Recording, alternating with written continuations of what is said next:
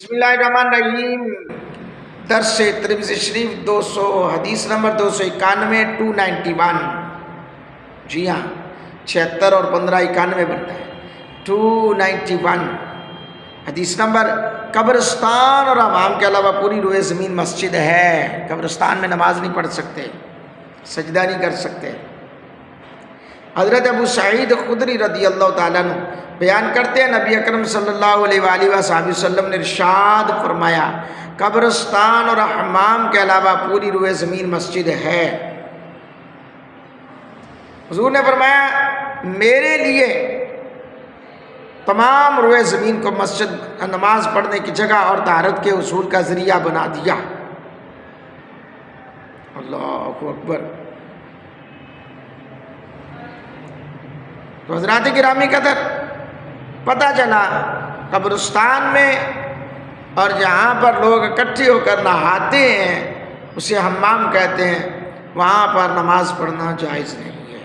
پہلی شریعتوں میں ایک حکم یہ بھی تھا کہ مساجد کے علاوہ وہ نماز نہیں پڑھ سکتے تھے، خواہ انہیں کتنا ہی طویل سفر طے کرنا پڑتا تھا، لیکن اللہ تعالیٰ نے انبیاء کرام علیہ السلام کے مقابل اپنے آخری رسول حضرت محمد مصطفیٰ صلی اللہ علیہ وسلم کو جو امتیازی اور صاف عنایت فرمائے، ان میں سے ایک آپ صلی اللہ علیہ وسلم اور آپ کی امت کے لیے تمام روئے زمین کو مسجد قرار دینا بھی ہے۔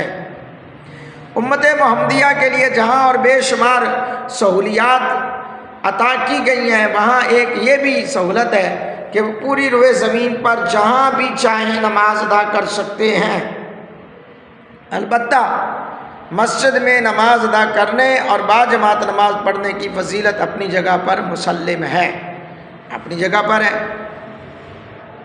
حضرت ابو سعید خدری رضی اللہ تعالیٰ عنہ کا یہ بیان ہے، حضور نے فرمایا کہ تمام روئے زمین مسجد ہے سوائے قبرستان اور حمام کے۔ اس حدیث میں تمام زمین کو مسجد قرار دیا گیا، لیکن دو مقامات کو مستثنیٰ قرار دیا۔ قبرستان اسے مستثنیٰ قرار دینے کی وجہ غیر اللہ کے ساتھ عبادت کی مشابہت بھی نہ ہو جائے۔ پہلی شریعتوں میں غیر اللہ کو سجدہ جائز تھا، لیکن شریعت مصطفی میں سجدہ تعظیمی بھی حرام قرار دیا گیا۔ اہل قبور کی آرامگاہ ہونے کی وجہ سے قبرستان میں نماز ادا کرنا حرام ہے۔ دوسرا مقام جہاں نماز ادا کرنے سے منع کیا گیا وہ ہے حمام۔ ارکان و فرائض نماز میں سے ایک طہارت یعنی جائے نماز کا پاک ہونا ہے۔ حمام نجس و پلید ہونے کی وجہ سے نماز پڑھنے کی جگہ نہیں ہو سکتا۔ اس مقام پر خاص و عام سب لوگ اپنی نجاست دور کرتے ہیں، جس وجہ سے یہ ہمہ وقت نجس رہتا ہے، جس جگہ پر نماز نہیں پڑھی جا سکتی۔ اللہ اکبر۔ یقیناً آپ کو آج کے دروس میں بہت سارے مسائل سیکھنے کو، سمجھنے کو ملے ہوں گے۔ دعا کے ساتھ التجا کروں گا، آج کے درس کا اختتام کر رہا ہوں ان دعائیہ کلمات کے ساتھ کہ جو ابھی تک اس چینل سے نہیں جڑے، ٹک ٹاک پر ہیں یا یوٹیوب پر ہیں، ان سے میری گزارش ہے کہ چینل کا حصہ بنیں، اپنے لیے بخشش کا سامان بنائیں، میرے لیے بخشش کا سامان بنائیں۔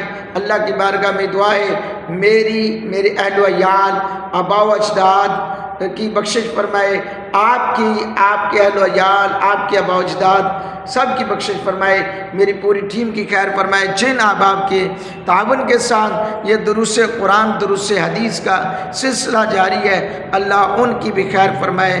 آمین ثم آمین۔ وآخر دعوانا ان الحمد للہ رب العالمین۔